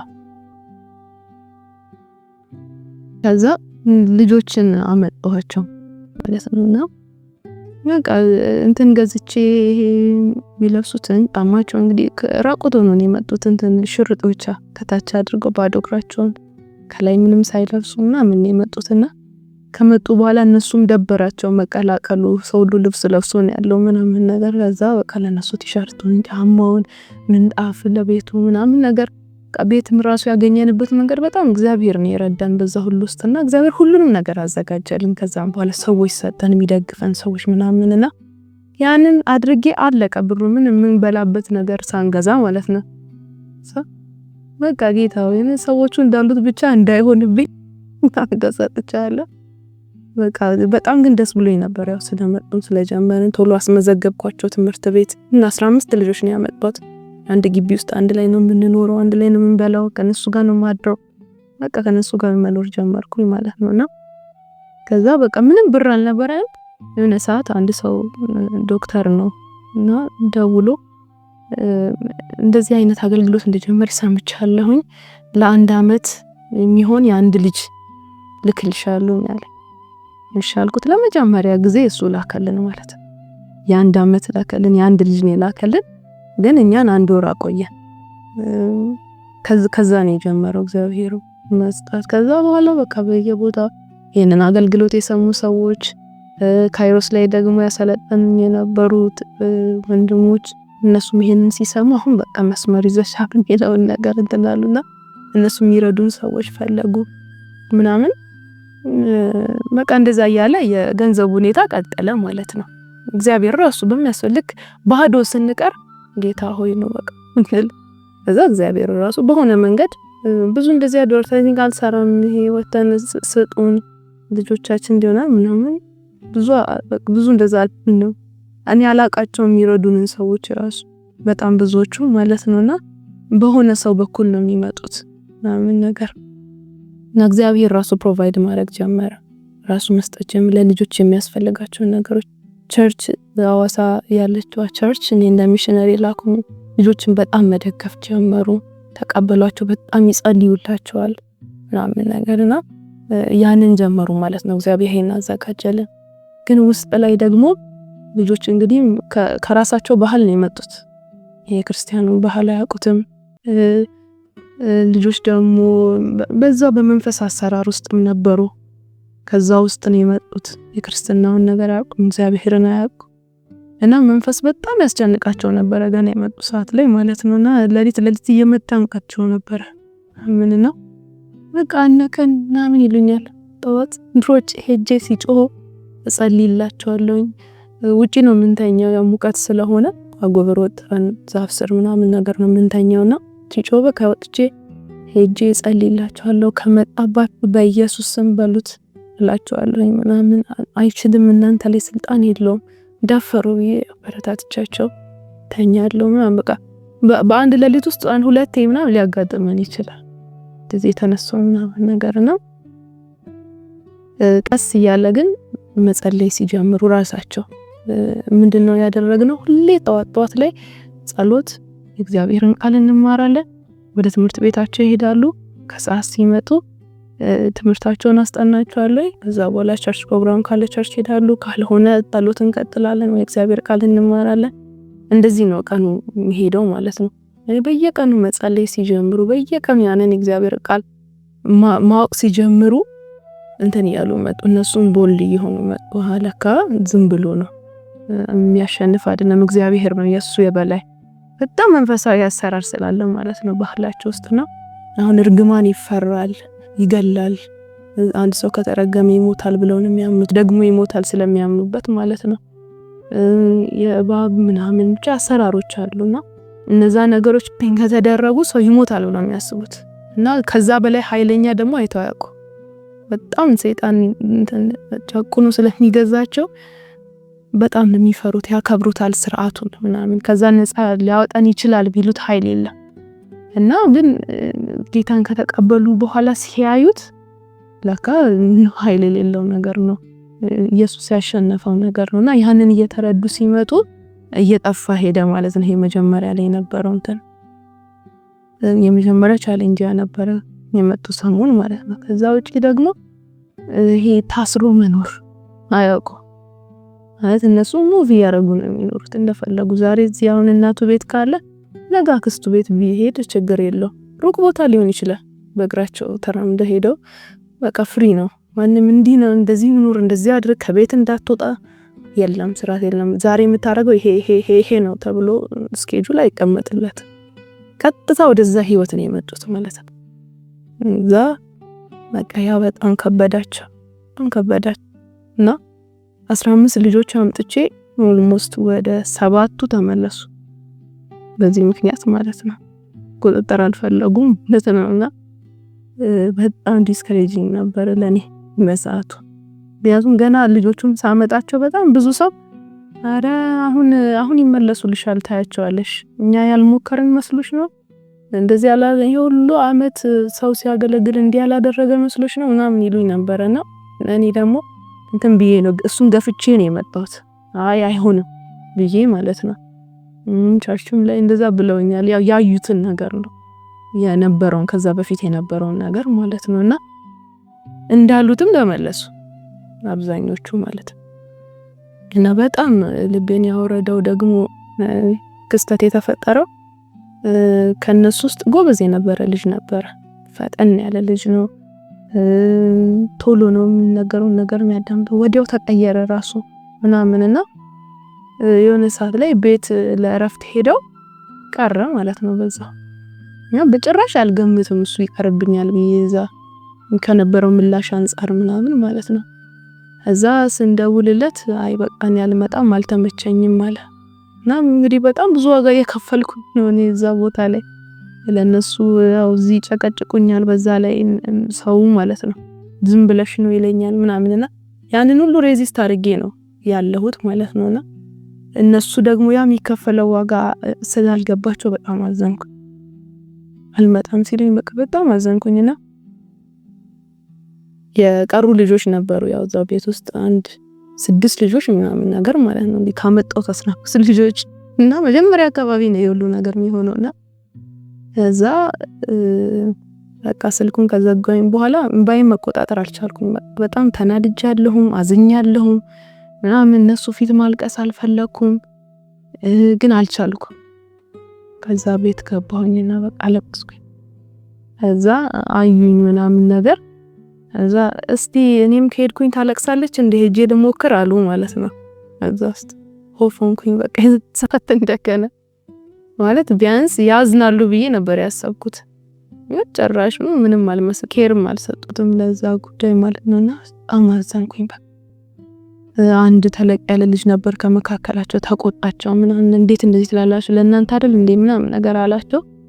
ግን በቃ ውስጥ የተሰበረ እኔም በቃ ሌሊቱን ሙሉ ያሰብኩኝ አደርኩ። ጌታ ሆይ እንዳሉት እኚህ ሰዎች ለመልሳቸውና ልውጣ በቃ በጣም አዘንኩኝ። ምንም ጥቅም የለውም ይሄ ነገር መሰለኝ ሌላውን ነገር ማሰብ ጀመርኩኝና ከሌሊቱ ሙሉ ውጪ ነው የምተኛው ሰማዩን እያየው ያሰብኩኝ አደርኩኝ። ሊነጋጋ ሲል አንድ ሀሳብ መጣልኝ ውስጤ። በጣም ብዙ ሰው ለፍቷል እዚህ አካባቢ ላይ 50 ምናምን አመት እየተለፋበት ነው። እኔ በኔ ቆይታ ሁሉም ልጆች ሄደው እንኳን አንድ ልጅ ቢወጣልኝ አንድ ልጅ ባገኝ በዚህ አገልግሎት እኮ ለኔ በጣም ትልቅ ትርፍ ነው ያሰብኩኝ። እንዴ በሰማይ እኮ ሰው መላእክት ደስ የሚላቸው አንድ ሰው በመትረፉ ነው አይደል? አንድ ሰው በመዳኑ ደስ የሚሰኙ ከሆነ ትልቅ ቫልዩ አለው ማለት ሰማይ የሚደሰትበት ምክንያት ከሆነ የአንድ ልጅ ጉዳይ በጣም አሳሳቢ ነው ማለት ነው። ለዚያም ሁሉም ቢሄዱም አንድ ልጅ ራሱ ቢቀር እኔ አስተምራለሁ ብዬ አሰብኩኝ። እና ሁሉም ራሱ ቢሄዱ ወይ አንድ ልጅ እስከማገኝም እቆያለሁ ያንን ወሰንኩኝ ማለት ነው። ያንን ሶስን ውስጤ ሰላም ሞላ። በመሄደው በመምጣቱ ምናምን መጨነቅ ኮንኩኝ ማለት ነው። ከዛ በኋላ ቀጠልኩኝ ባሉት ላይ እየጸለይኩኝ ምን ያልኩኝ። ከዛ በኋላ የሚገርመው ነገር ያ ልጅ ተመልሶ መጣውን በቃ አለን ምንለው ልጃችን ነው አሁን ካሉት መካከል ማለት ነው። እና በጣም ጎበዝ ልጅ ነው። አሁን ላይ በጣም ነው የሚያገለግለው። ቸርች ላይ ተወዳጅ ነው። ቤት ሲሄድ በጣም ነው የሚጸልይላቸው የሚመሰክረው ምናምን። ከዛም በኋላ ተመልሶ ማለት ነው እግዚአብሔር ደግሞ በራሱ መንገድ ከተለያየ ቦታ ልጆችን አመጣልኝ ማለት በራሱ መንገድ። እኔ ያኔ ፈልጌ ነው ያመጣኋቸው። ከዛም በኋላ እግዚአብሔር ራሱ ወደዚህ ይሄን ልጅ አሳድግ እያለ ማምጣት ጀመሩ። ሴት ልጅ እነሱ አይሰጡም። አንድ ሴት ልጅ አለችኝ ሰጥተው አሳድጊ ተብዬ ማለት እግዚአብሔር እንደዚህ ያደረገ አመጣቸው። ከዛ ደግሞ ሌላ ምን ገጠመን? ፋሚሊ እንግዲህ ያው ስርዓቱን ያደርጋል። ልጆቹ ናቸው አሁን አማኞች እኔ ጋር ያሉ ልጆች ናቸው እንጂ ቤተሰቦቻቸው አማኞች አይደሉም። ስለዚህ ስርዓት የሚባል ነገር አለ። እነሱ የሚሰሩት ስርዓቶች አሉ፣ የጥንቆላ ስርዓቶች፣ በሽታ እንዳይገባ ሞት እንዳይመጣባቸው ምናምን የሚሰሩ ስርዓቶች አሉ፣ መንፈሳዊ ስርዓቶች ማለት ነውና ያንን ማድረግ አለባችሁ ተባሉ ማለት ነው ልጆች። ከዛ እናደርግም አሉ። ከዛ ደግሞ አንድ ትንሽ ልጅ ነው ማድረግ አለበት፣ ልጃችንን ላኩ አሉ ማለት ነው ቤተሰብ። የዛን ሰዓት በቃ አሁን እንግዲህ ጸብ ሊፈጠር ነው። አልክም ካልኩኝ ምን አገባሽ አንቺ የኛ ልጅ ነው አምጪ፣ ምንም ውል የለኝ ምን የለኝ፣ ዝም ብዬ ነው ልጆችን ያመጣኋቸው። እኔ መስጠት ግዴታዬ ነው የሚሆነው። ግን ስርዓቱን ደግሞ መስራት የለባቸው፣ አማኞች ናቸው። ያ የሰይጣን አሰራር ነው። ከዛ በቃ ጭንቅ ውስጥ ገባን። ትምህርት ላይ ስለነበሩ ዝም ብለን በትምህርት መሻወር ጀመረ። አይ ትምህርት ላይ ነው ልጁ ቀስ ብሎ ይመጣል ምናምን እያለ ከዛ መጨረሻ ላይ አይ ስርዓት አይሰራም አላቸው። ከዛ እንደዚህ ያሉ ይሄ ልጅ አንድ ነገር ቢሆን እናንተ ነው የምንጠይቀው ብለው ተውት ማለት ነው። ከዛ ትንሽ ጊዜ ከቆየ በኋላ ልጁ በጣም ታመመ ነው። በቃ ሐኪም ቤት እንወስደዋለን። ረስተነዋል እኛ ያንን ሁኔታ ማለት ነው። ከዛ እሱ ደግሞ እንዳይታመም ምናምን ነው እንግዲህ ስርዓቱ የሚሰራ። መንፈሱ ተቆጥቷል ስለኛልና ልጁ መታመም ጀመረ። ሐኪም ቤት እንወስደዋለን። ምንም አይነት የለው፣ መፍትሄ የለው። መድኃኒት ይሰጡታል። መድኃኒቱ ምንም አይሰራም እሱ ላይ። በጣም ያስለዋል። ምግብ መብላት አይችልም። ምግቡ ይወጣል የበላ። በጣም ትንሽ የሙቅ ሰርተን ሙቁን በግድ ነው የሚጠጣ። ሰውነቱ የከሳ መጣ። በጣም የከሳ አጥንቱ እየወጣ በቃ በጣም ፈራኝ እኔ። ከዛ ትዝ አለኝ ያሉት ነገር፣ ሰዎች ያሉት ነገር ትዝ አለኝ። ይሄ ነገር ውጊያ ነው በቃ ማለት ጀመርን። መጸለይ ጀመርን በጣም። ይሄ ሐኪም ቤት የሚፈታው ነገር አይደለም፣ መጸለይ ያለብን ብለን ከልጆች ጋር ጧት ማታ ማታ ሁሌ እንደዛ ስናን ሰው ከታመመ ወደ ጸሎት ነው፣ ብር ካጣን ወደ ጸሎት ነው፣ እንበላ የለም ወደ ጸሎት፣ ምን ለብሰው የለም ወደ ጸሎት። እንደዛ ነው ልጆችን ያስተማርናቸውና እነሱም ያንን ትሬንድ ይዘዋል። ስለዚህ ሲታመም በቃ መጸለይ ጀመርን። በጣም መጸለይ ጀመርን። ብዙም ለውጥ የለውም ልጁ።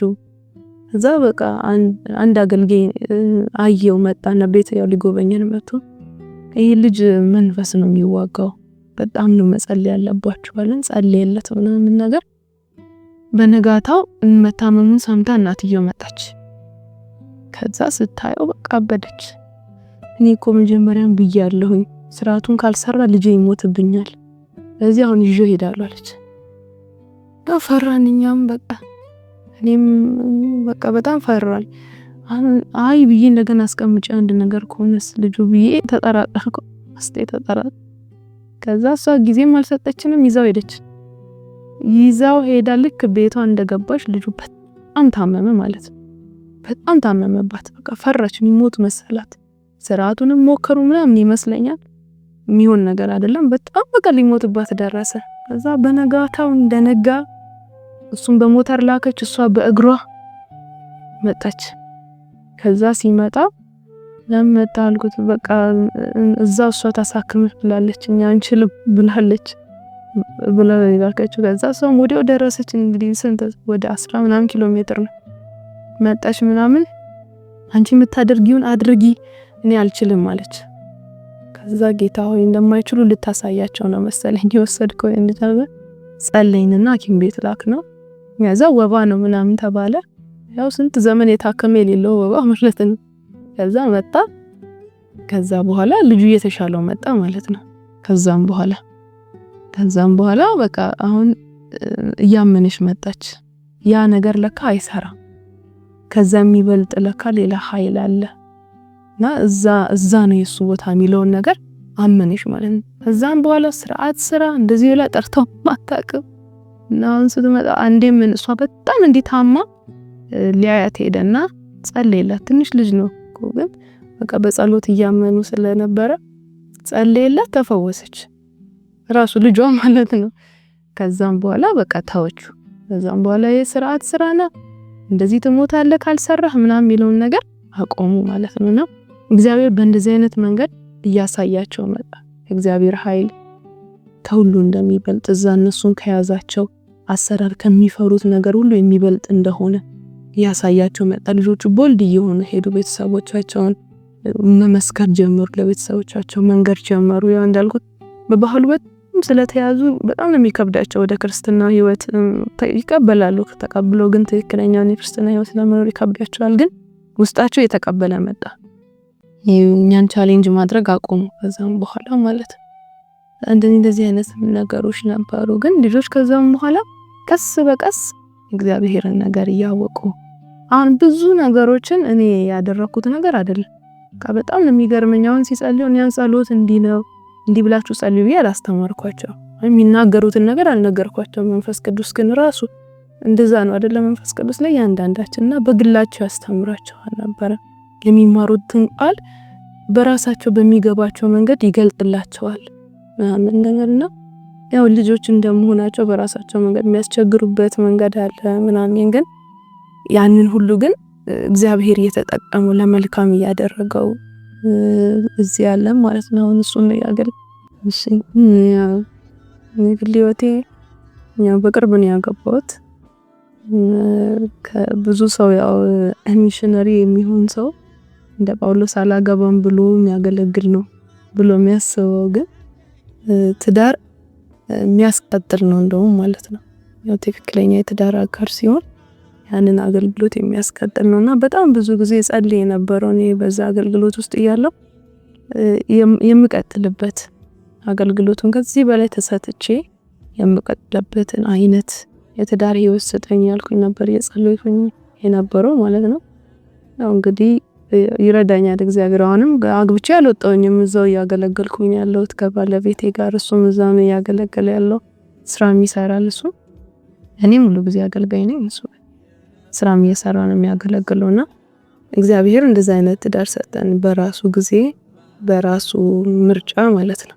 እና ያው እግዚአብሔር ምርጫ ደግሞ በጣም ደስ የሚያሰኝ እዚህ ያው ግን ትልቁ ጸሎቴ የነበረው ያን ብዙ ሰዎች ይሉን ስለነበረ እናንተ አሁን አግብታችሁ ትወጣላችሁ እስከምታገቡ ድረስ ነው ሴቶች የምታገለግሉት እና ምን ይሉን ነበርና በቃ በጣም ጸልይ ነበር፣ በጣም ፈራ ነበር። ጌታ ሆይ እኔ እስከመጨረሻ ነው ራሴን የሰጣው፣ ስለዚህ መውጣት አልፈልግ እና እንደዛ እንዳይሆንብኝ ብዬ በጣም ጸልይ ነበር። እግዚአብሔርም ጸሎቴን ሰማኝ እና እንደዛ አይነት ትዳር ነው ያለኝ። ስለ ትዳር ብሎኝ ነው እና ቸርችን በጣም ማመስገን ፈልጋለሁ። ከዛ ውጪ ልጆች ላይ አላማዬ ብዬ የሰራሁት ያለሁት ነገር እንዳልኩት ያው እነኚህ ልጆች ጊዜ ይወስዳሉ። በርግጥ ረጅም ጊዜ ይወስዳል የልጆች አገልግሎት። በሰፊው ልጆችን ማገልገል ነው ሲጀምር የዚህ አገልግሎት አላማው ማለት ነው። እና እነኚህ ልጆች ግን ነገ ላይ እግዚአብሔርን የሚያውቅ ትውልድ ሆኖ ነው የሚነሱት። አሁን ላይ በባህሉ ብዙ ተጽዕኖ ስር ያሉ ሰዎች ቢኖሩ መለወጥ ያቃታቸው ብዙ ሰዎች ቢሆኑ አሁን ላይ ያለው የዳሰነች ህዝብ ግን እነኚህ ልጆች ከሆነ ጊዜ በኋላ ከሆነ አመታት በኋላ ለዛ አካባቢ መፍትሄ የሚሆኑ ጌታን የሚያውቁ ለዛ አካባቢ ጌታን መግለጥ የሚችሉ ያንን መንፈስ ለሌሎች ልጆች የሚያጋቡ ሆኖ እግዚአብሔርን የሚያውቁ ሆኖ ነው የሚነሱት ማለት ነው በዚህ ውስጥ ከቀጠሉ እና ያንን ነው እነሱ ውስጥ ማለት እነሱ ውስጥ ብዙ ቸርቾችን ነው ማለት ብዙ ቸርች እንደሚታክሉ ነው ማለት እኔ 15 ልጆች ሊሆን ይችላል ያስኩት እነሱ ላይ ሊሆን ይችላል ሙሉ ኃይሌን ያፈሰስኩት አሜን።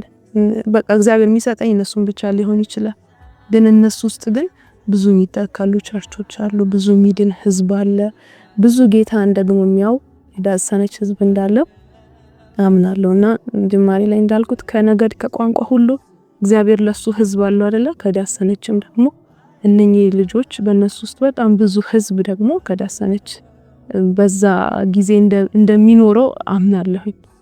ስንቆ ከነገድ ከቋንቋ ከዘር ሁሉ ተዋጅተን በእግዚአብሔር ፊት በምንቆምበት ጊዜ እነኚህም ልጆች እንደሚኖሩና በእነሱ ውስጥ የሚመጣው ትውልድ አብሮ ከዳሰነችን ወክሎ እንደሚቆም አምናለሁ። ያው ዛም ብቻ ሳይሆን ደግሞ እግዚአብሔር ከዚህ በኋላ በሚጠራኝ የትኛውን ቦታ ላይ ያልተደረሰ ህዝብ ክፍል ቤት የትኛውን ቦታ ላይ እግዚአብሔር ወደሚልከኝ ማለት ነው ያንን እንደሚያደርግ አምናለሁ። ያንን ነው